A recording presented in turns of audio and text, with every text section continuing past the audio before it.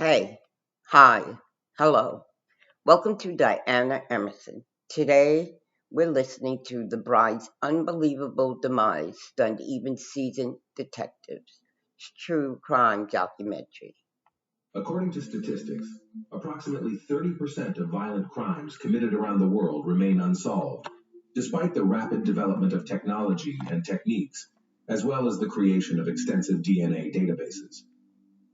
As a rule, most of these crimes are solved on hot tracks, but there are cases when the investigation lasts for years or even decades before the perpetrator is punished.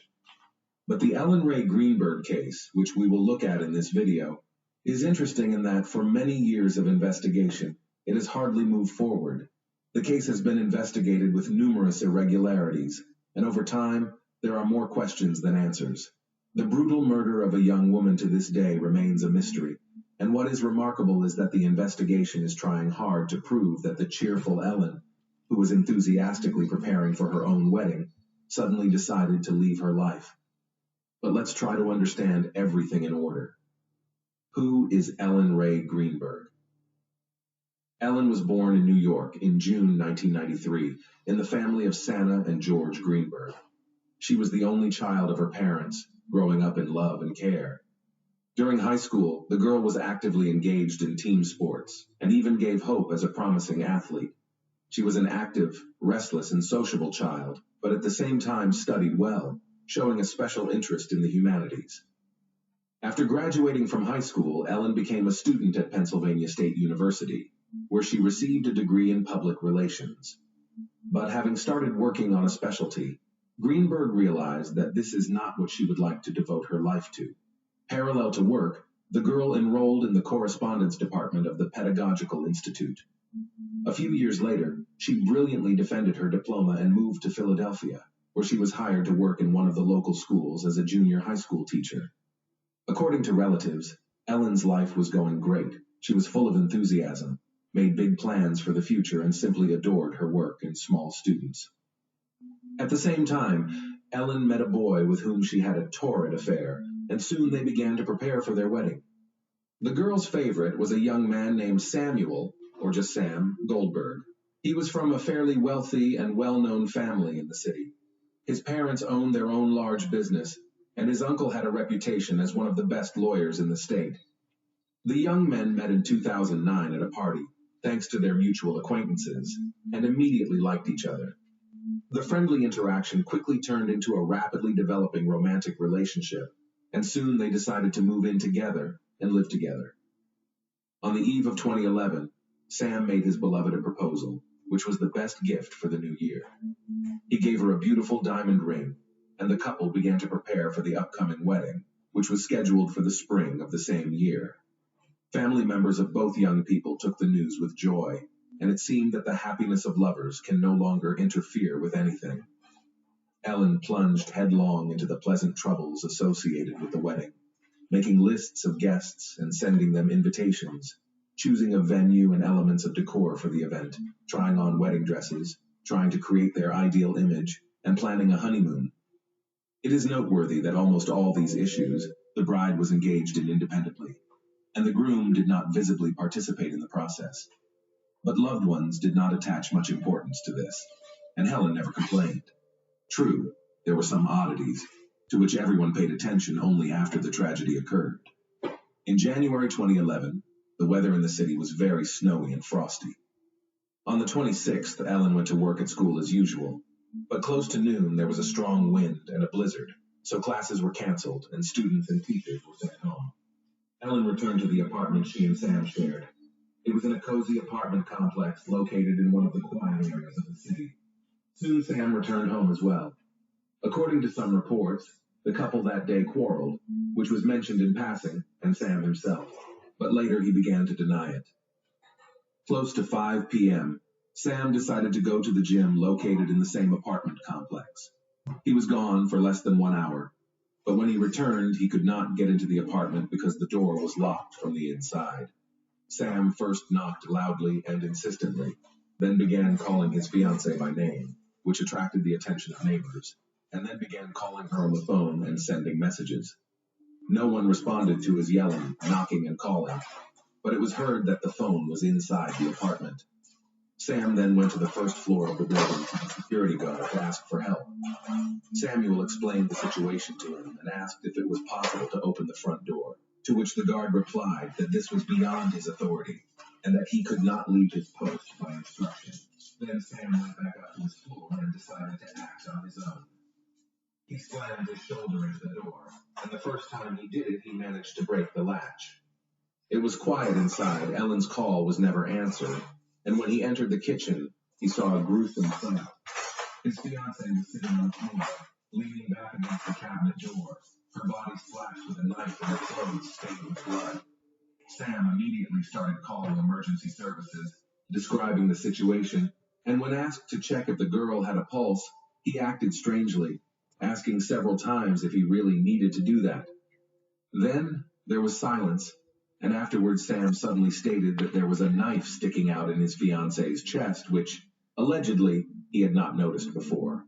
He also added that Ellen was obviously already dead. The police officers who arrived on the call were quite surprised, and noted that they had never seen such a thing in their many years of practice. The door was indeed locked from the inside with a latch, which Sam had subsequently knocked off with his shoulder. There were no signs of forced entry or the presence of intruders in the room. Nothing had been stolen from the apartment. All valuables and money were still there. Nothing had been searched or touched. But the most interesting thing began when the body of the dead girl was examined. No signs of struggle or attempts to defend herself were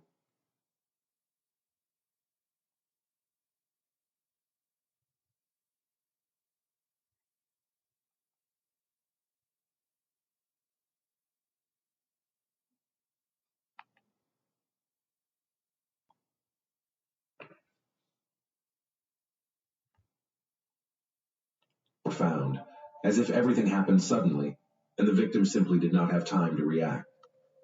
On her body counted about 24 stab wounds of varying depth, and the final blow came to the heart, and it took Ellen's life.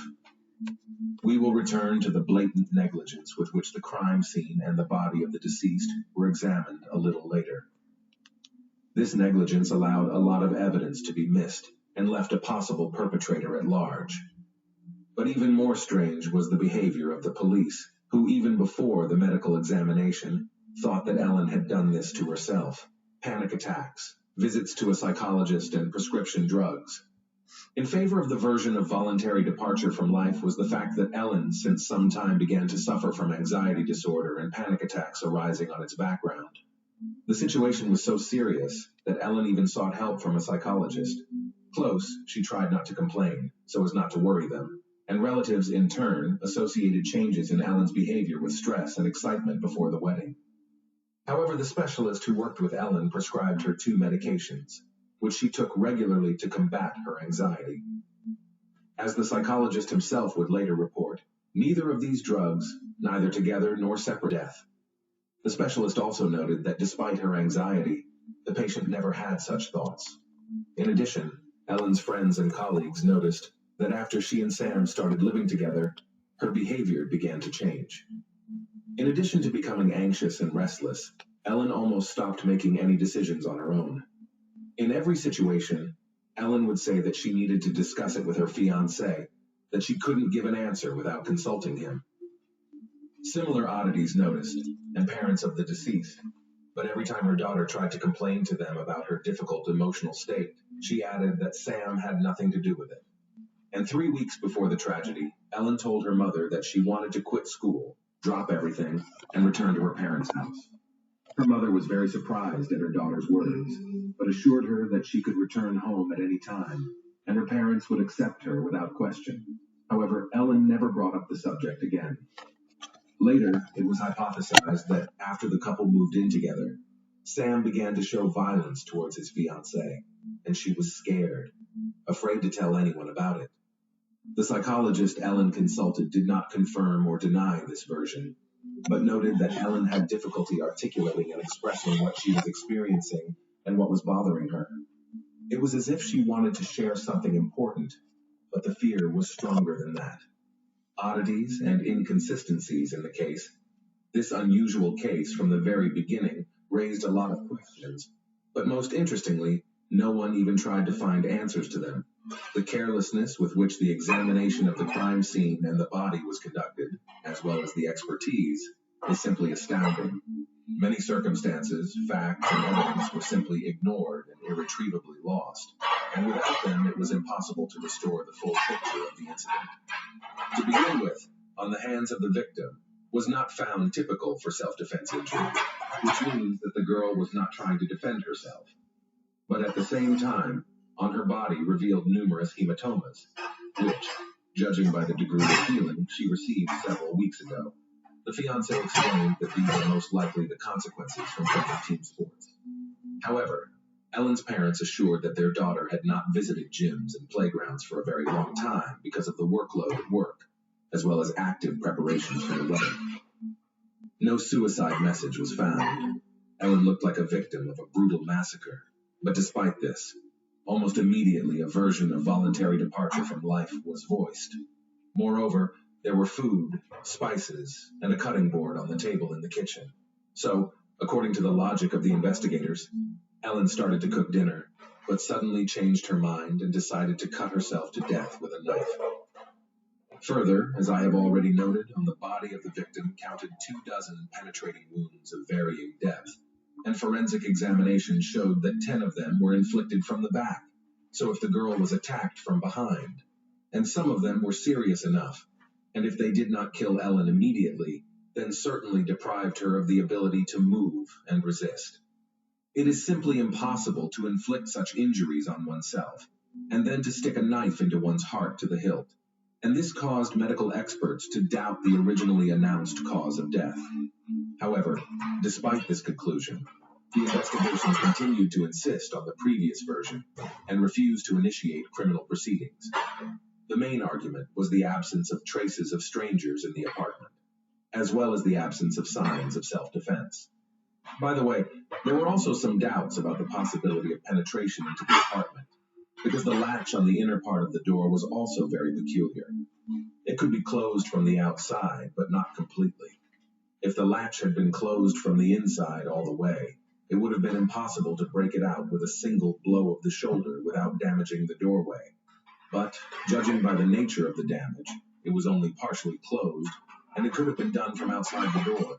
Although the victim's spouse or partner is usually the prime suspect in such cases, Sam has always remained above suspicion.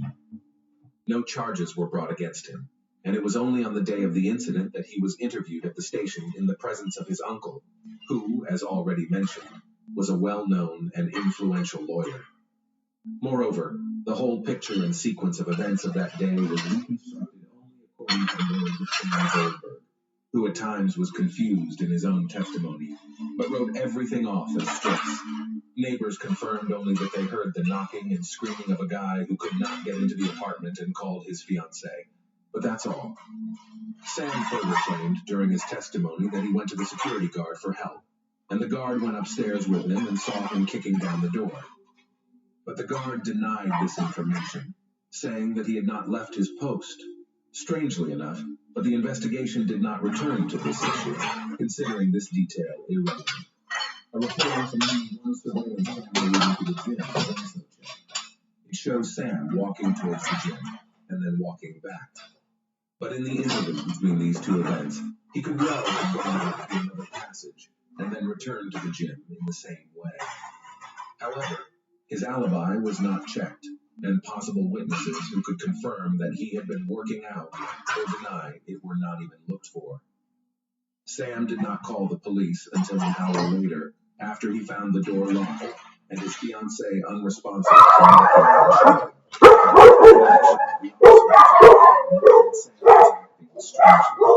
Despite the fact that he was screaming violence, specialists because Samuel was unable to answer questions. His voice was not shaking. When he was asked to stop the suffocating measure, he felt the need to do so. He quieted down, and then, and after all, reported about a knife sticking out of his girlfriend's chest. Earlier, he allegedly did not notice.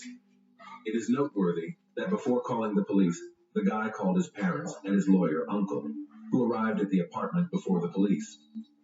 To the station to testify, As already mentioned, Sam also went together with his uncle.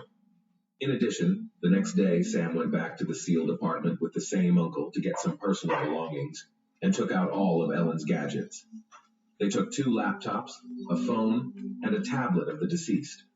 When the investigation suddenly decided to check these devices a few days later, it turned out that the search queries included topics related to voluntary demise.